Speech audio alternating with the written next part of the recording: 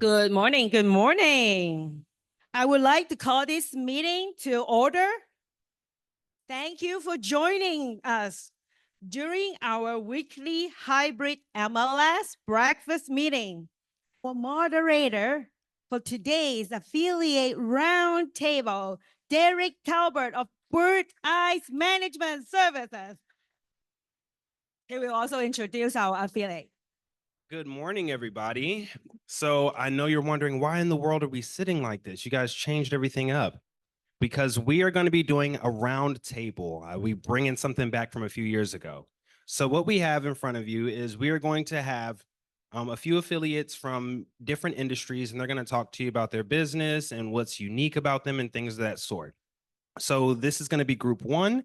Back there will be group two, and there will be group three. And don't worry, you get an opportunity to talk to all of them. So what I will do is each person will talk for about 3 minutes. Then I will ring the bell, and it's time for the next person to talk. After the last person goes, I'm going to say, all right, time to rotate, and they're going to switch. So to make it a little bit easier, because people will not have microphones, I need a favor from you guys. Can you guys all move forward and as close as you possibly can, so that way you're not disturbing the other people for me? I'll give you guys just a couple minutes. Just like come forward to the furthest table to the forward position, so then that way they can come. Yep. So in group one over here, we're going to have Chris Huan, Alba Moy, and Nancy Chan. They're going to be right here with group one. If you guys could go ahead and come forward for me. Group two, which is where Brandon is at, that's going to be Cosmo Sanchez, Joe Haggerty, and Brandon Savransky. Yep, this is group three. And then group three is going to be Tracy Shaw, Alina Chu, Theresa Lamb, and Sage Gomez. All right. So, yep, if you guys could try to move forward, we have some open space. That way it's a little bit easier to hear everybody. We want to make sure that everybody gets heard. Want to make sure that you guys have the opportunity to hear everything that they have to offer. All right. I didn't see anybody moving. All right. And since this is going to be only 3 minutes each, there's probably not enough time to tell you everything that they want. So if you have more questions and things of that sort, feel free to talk to them after the meeting is over.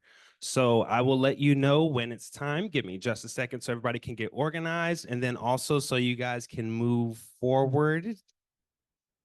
Yeah, move forward. All right. Thank you. What I'm giving you is information to the hopefully help you now that you're not implemented it, but you got now simply pay a commission on the buyer side. I'm hoping that good listing agents will be. Oh yes, thank you.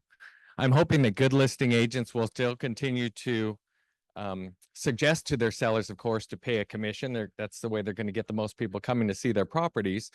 But for those who don't, these are some different options that you might be able to look at to get an idea of things that you can do. So if you look at the very left column, that's going to be like your standard transaction, like it is now. Commission is getting paid by the seller side, nothing different. So that's the one on the very, very left here.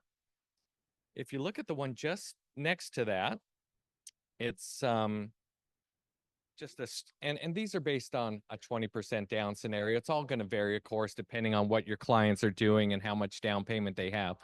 But the second one is if you were to finance your commission, and in this case, I just used 2%, you're going to finance that into the price of the property. So I use $750 across the board, but if you notice on the second one, 2% of that would make it go to a $765 sale price. So just financing it into the price. And you'll see that creates about a $94 worse payment than what you were looking at if they just paid full price at $750. Go to the one next to that. So the third one over, that's going to be if they financed it into the loan amount. So if the commission were 2%, you're doing 20% down. Yeah. Okay. Yeah. It's not on. Okay, so this is weird, but hopefully they can hear me. So on that third one, that is if you're financing it into the loan amount. Well, the third one, if you're putting 20% down but had a 2% commission, so instead of putting the 20, your buyer puts down 18%. So then, of course, they have a small PMI premium.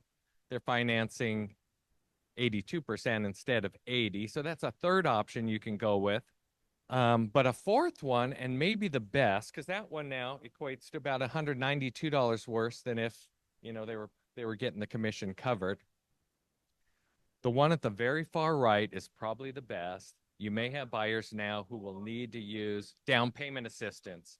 That one's using a 3% assistance program on top of the 20%. So sorry, this format is terrible. Hello, everyone. I'm Alba from Escrow. This is my 45th year doing escrows, and I love escrow. Escrow is I dream and sleep with escrow.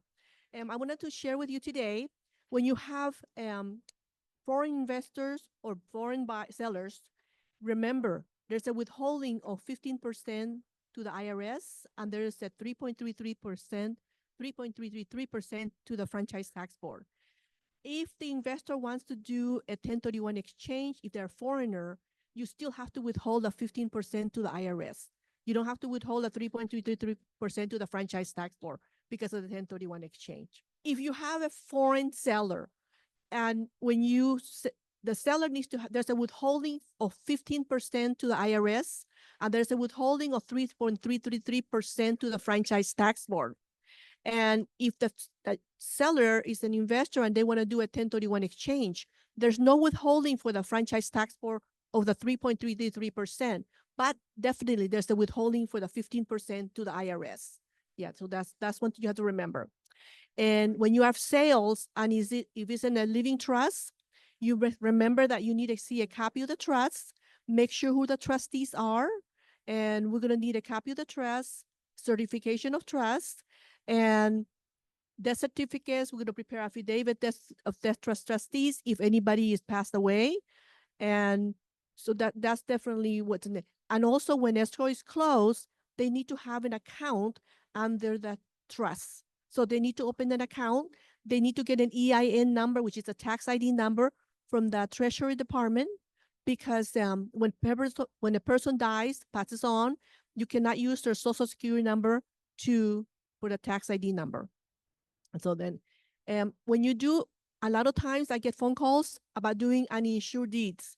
Everybody wants to transfer a gift to somebody because it's cheaper. But remember, they're going to have title insurance issues in getting title insurance in the future, because the title company is going to require that they sign an uninsured affidavit. And of course, we need to get the Social Security number.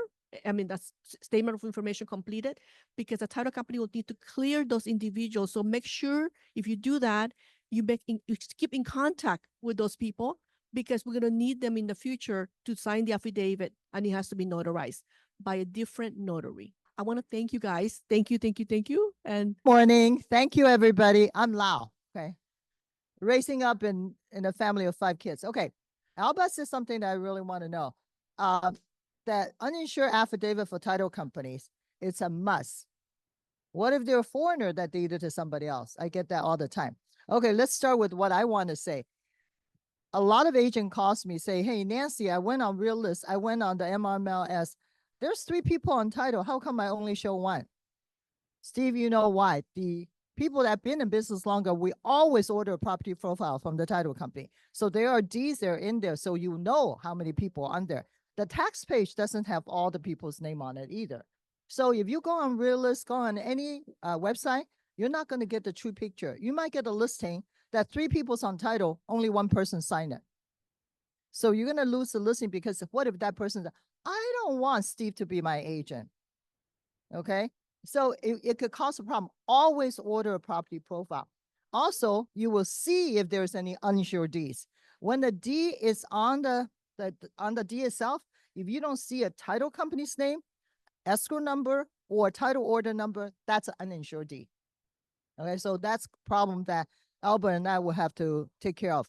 Another thing, most people, I get questions. How come you said we can't close? Because you said there is a personal lien. I said, yes. They said, well, it doesn't have anything to do with the property. New agents, beware. California law, all personal liens and judgments are automatically attached to the property. That's why, Lucy, we have to filled out a confidential information or statement of information. How many Nancy Chance do you know? I know 4. Same name. How many David Quatts? I know. Maybe more than I know 4, but there's more. So the duplicate names can cause a problem with your title closing time. We will need their name, any aliases, social security, past 10 years of addresses, and also any previous marriages to identify this Nancy could not be married to that person and live in the same address, have the same, social security. So we need to really go like detectives, figure out if this Nancy Chan is really that Nancy Chan that owes that money. So order a property profile, Tom Lee. I did this presentation years ago. Tom Lee's the only one, when he gets a listing, he sends a SI to me before he even goes into escrow, because it takes time to clear the name. What if it's IRS, state tax, credit card, okay? So these are important things. The SI could delay the close of your escrow. Thank you so much. Good morning, everyone. John Wax with Snap MyNHD Natural Hazard Disclosures. 30 years in the business. I'm going to give you some just quick facts.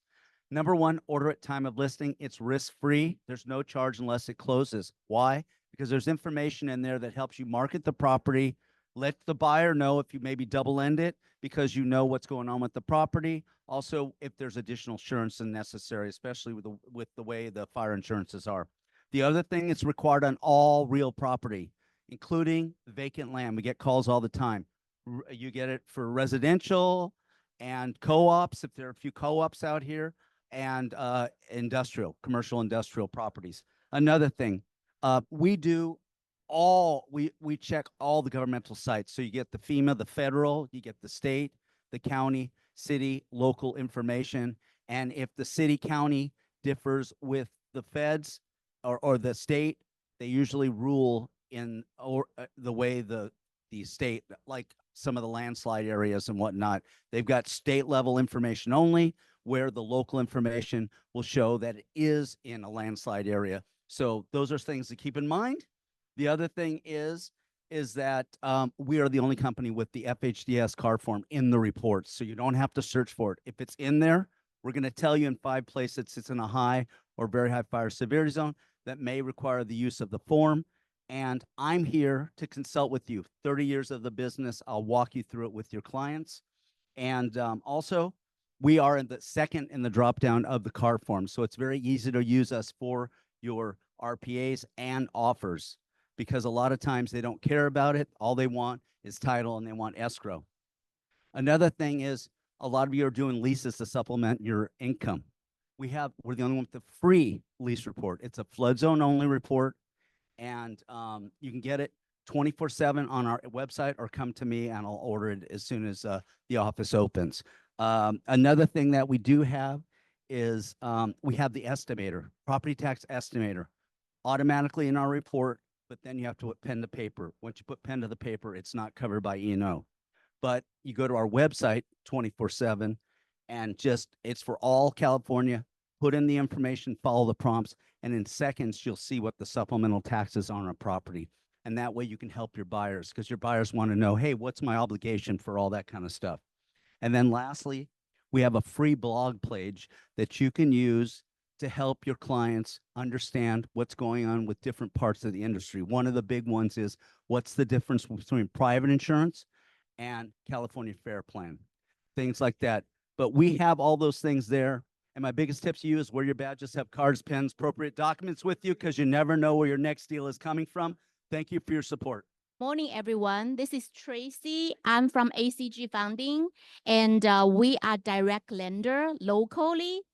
We have 2 offices, one in Arcadia, another one in Cedarville Industry. In the last 2 years, we have funded 6,000 loans with a total amount of $2.7 billion. Some exciting news I want to share with you first is that the interest rate is very good lately. For the last 2 weeks, for full documentation loan, we have at about 6%. And the Federal Reserve is expecting to cut rate at their next meeting. So we are expecting the rate to be below 6. For the last months, we started to have lots of refinance already, because people who bought house at above 7%. They are refinancing, some of them doing refinance cash out. So right now it's a very good time to connect with your previous client. If they have cash out, maybe they can use the cash out to buy another investment property. For purchase loan programs, we have a lots of different programs. VA loan, we could do 0% down. For full documentation, we can do 5% down. And self-employment, we can do 10% down payment. We also have private loan. Private money loan, we do 25% down payment, and we can fund in 7 days. So for myself, I work very closely with buyer and agents. I always prepare my buyer when I pre-approve them. I pre-approve all files myself. So when I see something in their bank statement, they need to do adjustment, I will always tell them to do adjustment ahead of time so we can be smooth when we close, when we actually open the escrow. So for myself, the fastest time I closed a loan is 11 days after the contract is signed, and that was a jumbo loan. And what? Yes, it's a jumbo loan. It's a full documentation loan. And for private loan, I closed in 4 days. Besides DU approval, I'm pretty sure everybody knows about what is DU approval, right? Yeah, so besides DU approval, now we move one step forward. We can do also underwriting approval. Underwriting approval is approval which has been reviewed, that file has been reviewed by our underwriter. So you will have a letter showing that the buyer's name, real estate agent's name, my name. So anyways, underwriting approval is something to move up forward. So my contact information is here. Feel free to contact me for pre-approval. Thank you. My name is Alina from Glen Oaks Escrow, and I just wanted to share my escrow journey with you. When I was very early in life, when I first started my escrow career, I was given the opportunity to join and open an escrow company, which we did, and we ran it for over around 20 years. So after 20 years, we sold it because my partner needed to retire. So owning a company, you have a lot of responsibilities. You have to do the day-to-day operations, the escrow, the accounting, the HR. So I'm very fortunate to be working now with Glen Oaks Escrow, which is the largest independent escrow company here in Southern California. We have over 150 employees, all dedicated to do escrow and escrow only. We do have 11 branches throughout Southern California. And what I love most about that is that they do have 3 advisory escrow officers, which means that they're there to help us out, for us to help you out to close your transaction and to close it as seamless as possible. They also provide us, of course, with invaluable services and floaters. So when we're on vacation, you also will not feel what to make your escrow as smooth as possible as well. The company also goes to an additional audits. It's called a SOC audit. Not all escrow companies in Southern California do the extra step. And this audit is to protect the security of your customers' private data and information, which is ever more important now since we have so much fraud in this industry. So the company is large enough to be sure to secure everything that you need for your escrow needs. Our escrow company also owns a mobile signing service company, so we can provide the notary services for your customers. We can go to their home, so we can arrange all the mobile signing, and throughout all the 50 states that can be arranged. So you don't have to worry about that. So you just let us know. All that is here to accommodate your closing. And lastly, yeah, I've been in escrow for over 35 years. So I've seen all the fluctuations of all the markets that we've been going through, all the changes. It's forever changing. So that's what I love about doing escrow. We always have all these new changes. But I do speak Spanish and I speak Cantonese. So if you need anything, just feel free to reach out to me. Good morning. This is Theresa with Corinthian Title Company. How are you? Oh, you look gorgeous today. Yes. Anyway, yeah. And you're wondering, what is Corinthian Title Company? Well, some of you may not have heard of it, but we are actually pretty big in San Diego. We started it from San Diego, moved all the way up to Orange County, and we saturated Orange County. And now, last 5 years, we started to come to actually LA County. Now, I just want you to know that we are actually a David amongst the Goliath. Okay, why is it? Because we concentrate our effort to help maximize our agents' potential in helping them get the next listings. Okay, that's what we do best. And Corinthian Title, we are a mid-sized independently owned title company. So we don't have to worry about giving our money to stockholders. We invest all our resource on you, on trying to give you the best advantage. We're a technologically savvy company, and we are also a leader in the technology.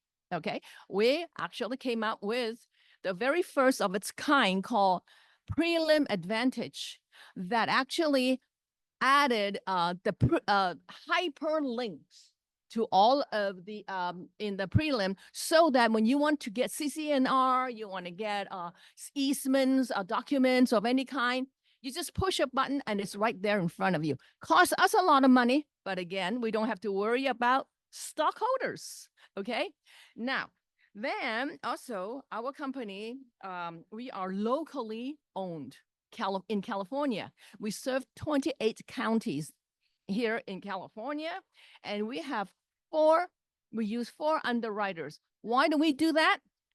Because we can give you more flexibility and more options where no others can. All right, that's what makes us different. And we don't offshore our services, to India or wherever. We do it locally. We hire local people, local Californians to work with us. It's more expensive doing, hiring, how do you say it? Hiring human resource over technology, where most of our competitors are using. But we do every search by hand to ensure more accuracy and less stress in your business. Okay, I have not had any problem with the prelim since I worked there. And also, I'm Theresa Lamb with Corinthian Title Company. Come and look for me. Thank you. Thank you. Oh. I apologize. So how many of you actually read your NHD by a show of hands? What? They're telling me that I have to play pretend in the microphone. I tried to put it away and they said put it back in front. But my question for you guys is, how many of you actually read your NHD by a show of hands? I don't see any hands right now, so that is concerning. So your NHD can limit your ability to obtain insurance. It can limit your ability to develop on the land, and it can limit your ability to receive assistance after a natural disaster. So actually reading your NHD is extremely important. So what are some reasons why you should order with MyNHD?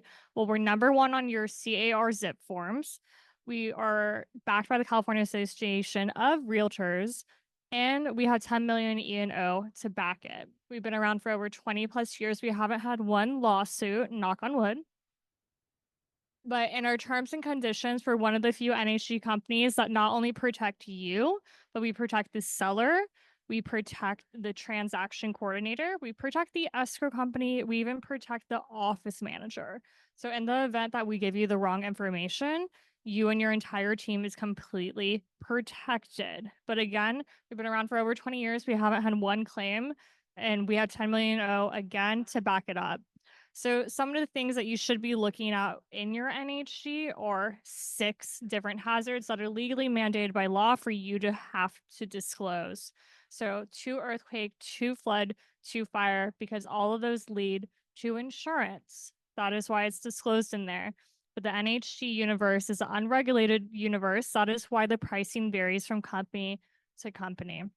But keep in mind that it's not your job as realtors to understand what is inside of your natural hazard disclosure.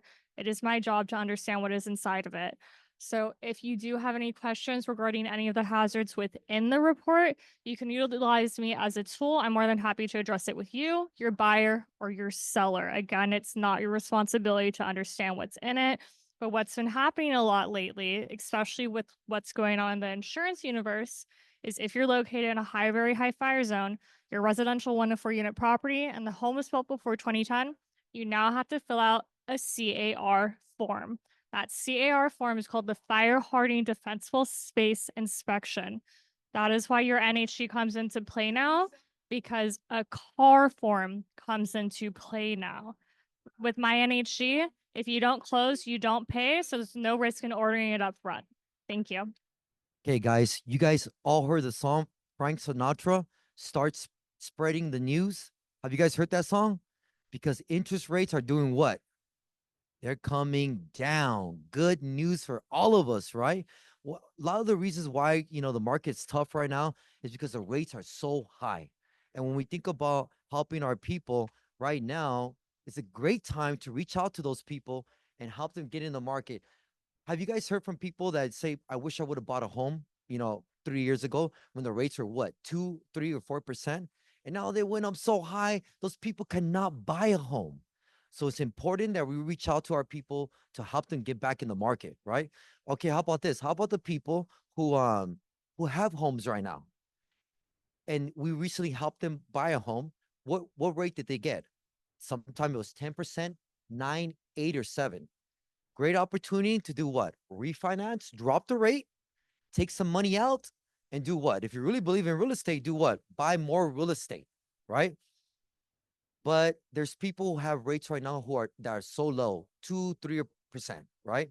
What do they do to take advantage of this market that we're in right now? They could do a HELOC, a second, and they could use that money to buy more real estate. Or if not, you know what? They could create a ADU, right? Build an ADU and generate some income for yourself, right? Or do, pay whatever you need to pay. So we got that squared away. Any thoughts or comments about the rates right now? Oh, the Feds met recently and they announced that they see they're projecting another rate cut. So this is going the direction we want it to go, right? Any thoughts about that or questions? Okay, good. How about changes to the MLS, right? How does it affect lending, right? You guys are all here today. People are still doing deals, right? Thank God, right? How does it affect lending? It does not affect lending. Lending is the same. Now, if the seller wants to give the buying agent a concession, they could. And they could put that amount, 3%, 2%, whatever, in the concession section, or don't put it there, right? And just do it the way that they did it, right? Outside of the concession. Does that limit the amount that the buyer could get in concession, right? No, it doesn't. They could write right there, $5,000 for buyer or 2% for buying agent. And I don't know about you guys, but curious, everyone that's kind of listing their property, I'm seeing that they're still giving the buyer agent commission. Have you noticed that? Or what have you guys seen right now in the market? Yeah, right? I mean, the people that I work with, a real estate agent, yeah, exactly. They're still, which is great, right? To promote the traffic. Actually, give one more minute, guys, because we got a smaller group. So I'm to continue to talk here, right? The other thing is, any questions about that? The MLS changes. Go ahead. I haven't seen any problems. I have a gentleman made a comment over there that they're saying that it's affecting the value. Why? Because depending on how much the seller is giving is affecting the value. I haven't seen that. I don't see why, to be honest. I do believe that they're independent. That's my thought about it. But I'm not a appraiser. So just keep that in mind. Okay, thank you. Everyone, my name's Joe Haggerty with Orange Coast Title. Can you guys hear me? Yeah, okay.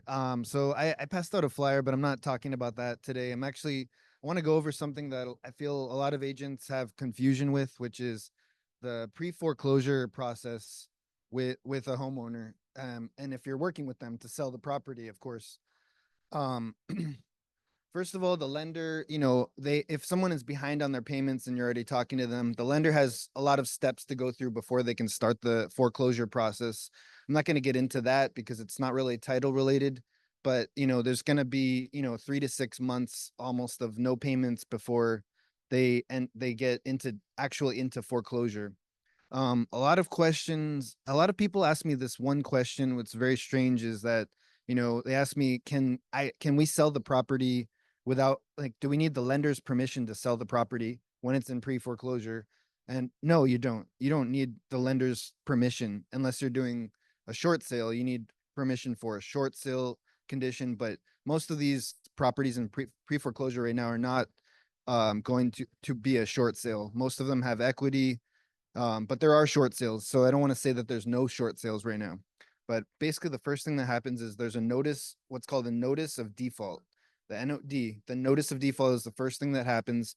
That starts a timeline of 90 days before a sale date can be scheduled. So you have this 90-day window to help them. But when the sale date comes out, they have no less than 21 days after the sale date is recorded, there can be an auction take place, right? And most cases, the auction is going to be able to be postponed. So but the document that's recorded is called a notice of trustee's sale. So on the notice of trustee's sale, it's going to have all the details about the auction.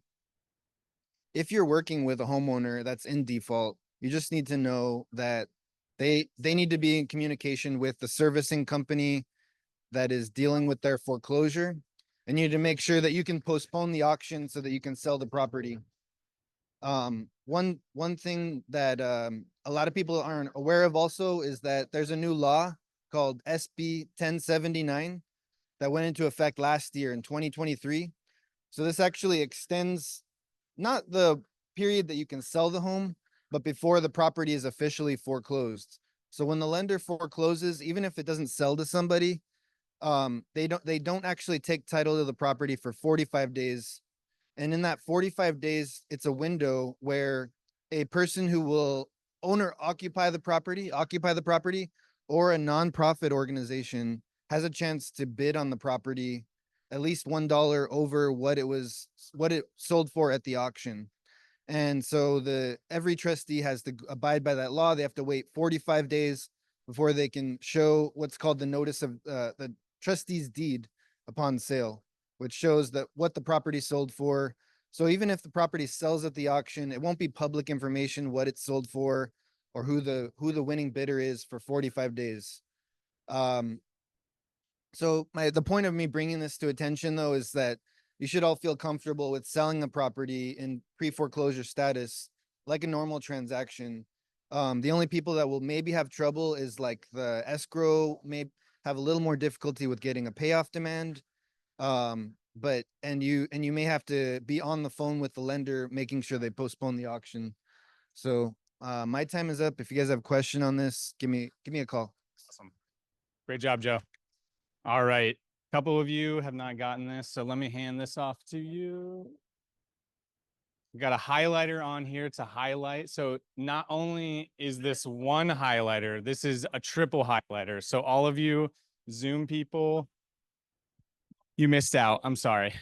So the big thing with the information on here, I'm going to use Debbie's card. If everyone can look up here and see, there's 3 things that we're highlighting and that I wanted to highlight today. So when it comes to the information within the NHD and what we provide at First American, that's a little different. The data and information that we provide within the NHD, First American invests billions of dollars in the data, and the data is the most important. As long as it's accurate, right? That's what you care about. The PACE lien information, this is a big one.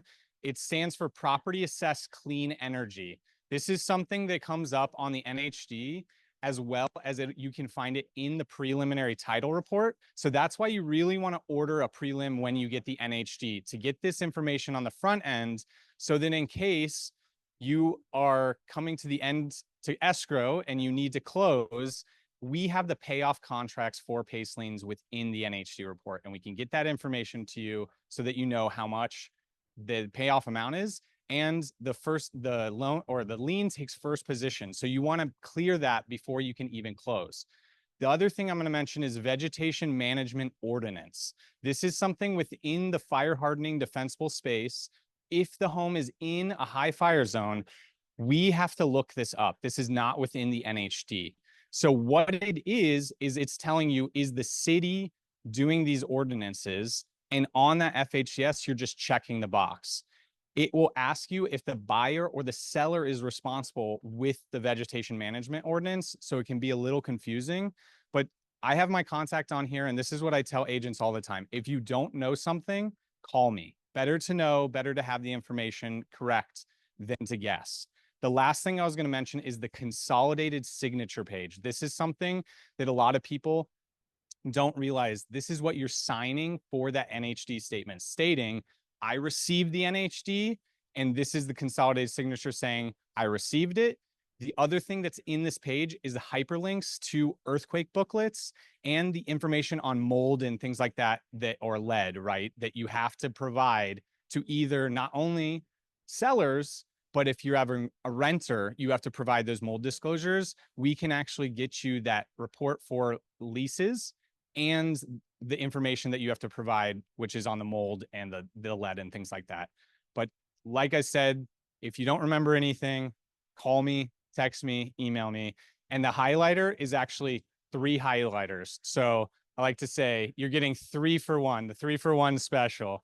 And does anyone have any questions on any of that stuff that I've talked about? Have you heard of these things? You guys have heard of any of them? Okay, perfect. Good. I'm glad you get your new information. Or it's like $19. Oh. Thank you very much for participating in the roundtable. I hope you guys enjoyed it. We went a little bit over time, but hopefully you guys got some informative information there. So we're going to pass this back to Dora. Again, the affiliate committee thanks you very much. Thank you, Derek. We got a lot of takeaway, right? For all the wonderful informations.